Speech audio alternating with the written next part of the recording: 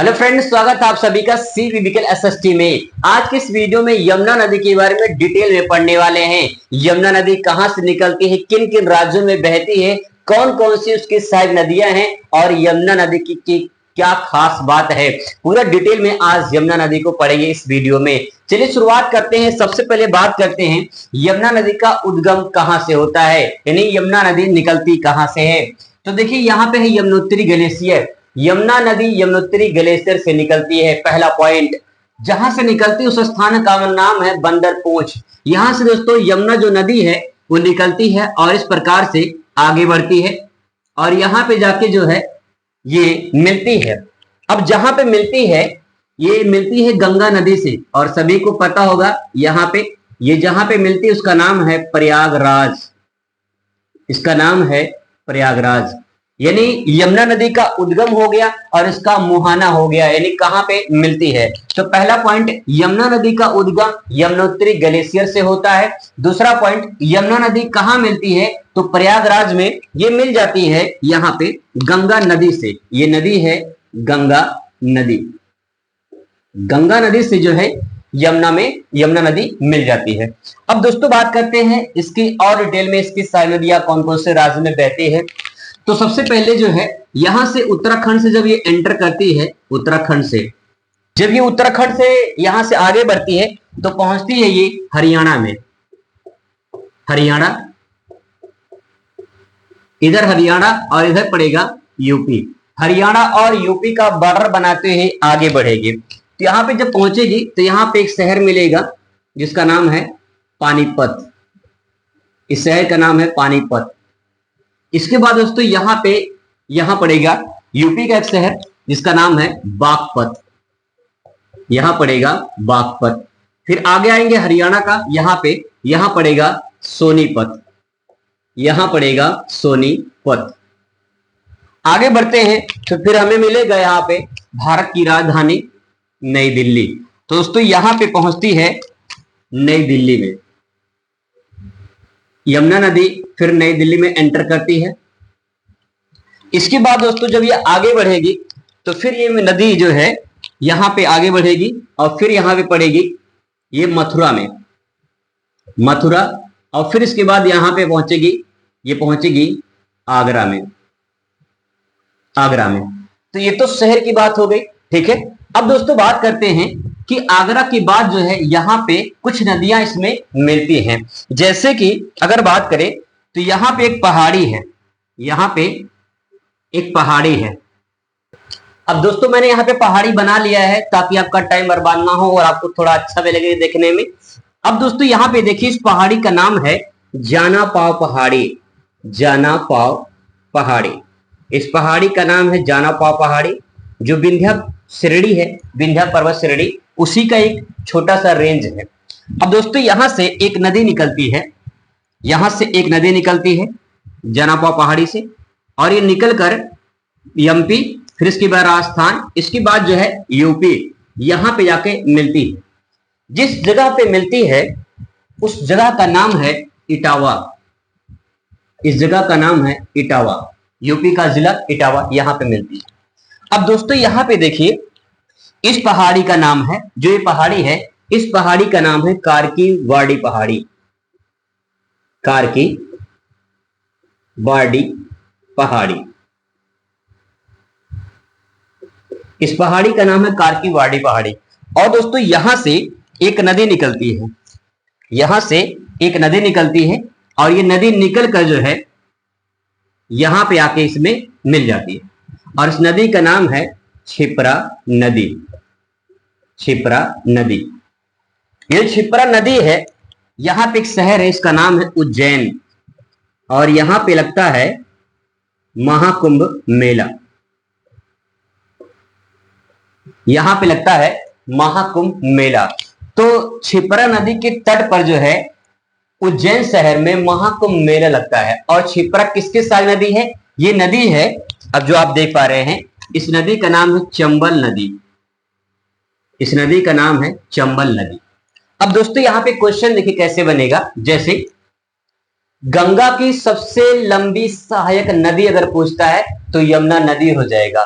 गंगा की सबसे लंबी सहायक नदी यमुना नदी, यमुना की सबसे लंबी सहायक नदी चंबल नदी, और चंबल की सबसे लंबी सहायक नदी क्षिप्रा नदी हो जाएगी।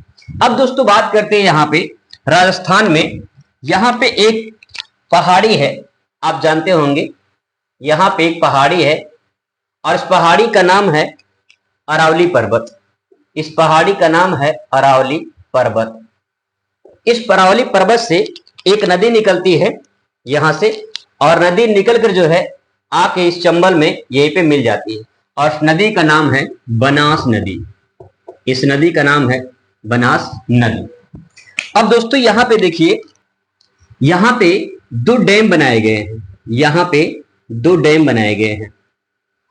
एक बांध है जिसका नाम है गांधी सागर बांध, गांधी सागर बांध, और दूसरा जो बांध है उस बांध का नाम है राणा प्रताप सागर बांध, राणा प्रताप सागर बांध,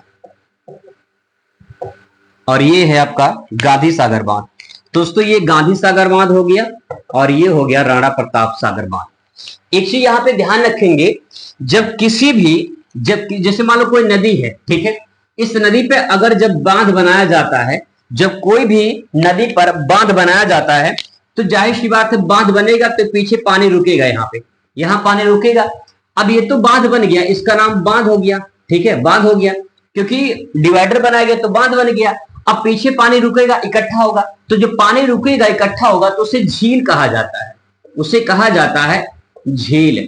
अब देखिए यहाँ पे राणा प्रताप सागर बांध लिखा हुआ है, बांध भी है सागर भी है, सागर का मतलब झील, तो उसमें दो नाम आते हैं, एक राणा प्रताप सागर यानी झील भी है और बांध भी है, तो राणा प्रताप सागर झील भी है और बांध भी है। इस पॉइंट को ध्यान रखेंगे, क्यों? क्योंकि जब बांध बनाया जाता है तो उसके पीछे जलाशय इकट्ठा हो जाता है, यानी जल इकट्ठा हो जाता है, और उसी जलाशय को झील कहा जाता है, चाहे झील कहे या सागर कहे, ठीक है। यहाँ पे राणा प्रताप सागर बांध यानी झील भी है और बांध भी है, फिर उसके बाद गांधी सागर बांध भी है और झील भी है। अगर केवल बांध होता तो गांधी बांध होता, राणा प्रताप बांध होता, सागर यहाँ पे नहीं लिखा होता। तो दोस्तों यहाँ पे ये बात दोनों पॉइंट हो गया। इसके बाद दोस्तों यहाँ पे एक जलप्रपात पाया जाता है, यहाँ पे एक जलप्रपात है, इसका नाम है चुलिया जलप्रपात, इसका नाम है चुलिया जलप्रपात, चुलिया जलप्रपात। ये है आपका राजस्थान में, ठीक है। ये चुलिया जो जलप्रपात है ये राजस्थान में है, और राजस्थान की जो है सबसे ऊंची जलप्रपात भी मानी जाती है चुलिया जलप्रपात। दूसरी बात दोस्तों ये है कि जो है ये जलप्रपात हुआ, जलप्रपात का मतलब ये होता है, जलप्रपात का मतलब गिरना या झरना, ठीक है। जल जब ऊंचाई से नीचे गिरता है तो उसी को जलप्रपात का नाम दिया जाता है। तो ये चुलिया जलप्रपात राजस्थान में है, किस नदी पर है? जवाब होगा चंबल नदी पर, ठीक है। दूसरी बात यहाँ पे है गांधी सागर बांध और राणा प्रताप सागर बांध किस नदी पर है? तो जवाब होगा चंबल नदी पर। यहाँ पे बात दोस्तों और ध्यान रखेंगे, जो राणा प्रताप सागर बांध है ये राजस्थान में है, ठीक है, ये राजस्थान में है, और दूसरा जो गांधी सागर बांध है ये एमपी में है। ये बात को ध्यान रखेंगे, गांधी सागर बांध एमपी में है और राणा प्रताप सागर बांध जो है ये राजस्थान में है।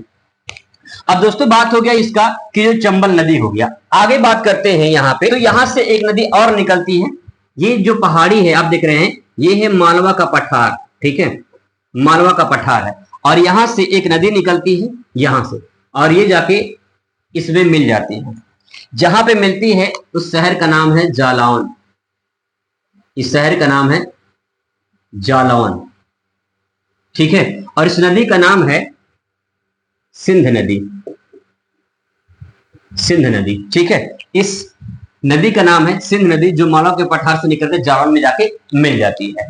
अब बात करते हैं इसके आगे। आगे दोस्तों ये जो पहाड़ी है इसका नाम है विंध्या पर्वत, इसका नाम है विंध्या पर्वत, और यहां से एक नदी निकलती है यहां से, और ये जाके जो है इसमें इस नदी में मिल जाती है। इस नदी का नाम है बेतवा नदी, इस नदी का नाम है बेतवा नदी, और ये नदी जहां मिलती है उसका नाम है, ये पड़ेगा आपका हमीरपुर, हमीरपुर, ये सब यूपी के जिले हैं, हमीरपुर।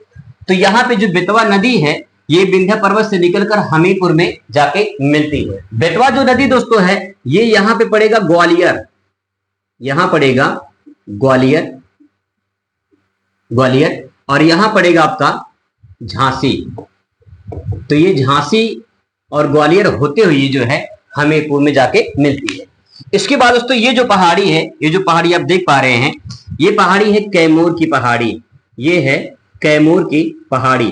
कैमूर की पहाड़ी विंध्य पर्वत का ही एक रेंज है, ठीक है। और यहां से एक नदी निकलती है और ये नदी निकलकर जाके यहाँ पे मिलती है। इसका नाम है केन नदी। इस नदी का नाम है केन नदी, और जहां पे मिलती है इस जिले का नाम है बांदा, ठीक है, बांदा। बांदा में जाके ये केन नदी जाके मिल जाती है। और एमपी में एक नेशनल पार्क है जिसका नाम है पन्ना नेशनल पार्क, आपने नाम सुना होगा। तो केन जो नदी है वो पन्ना नेशनल पार्क होकर जो है बांदा में जाके मिल जाती है यमुना नदी से।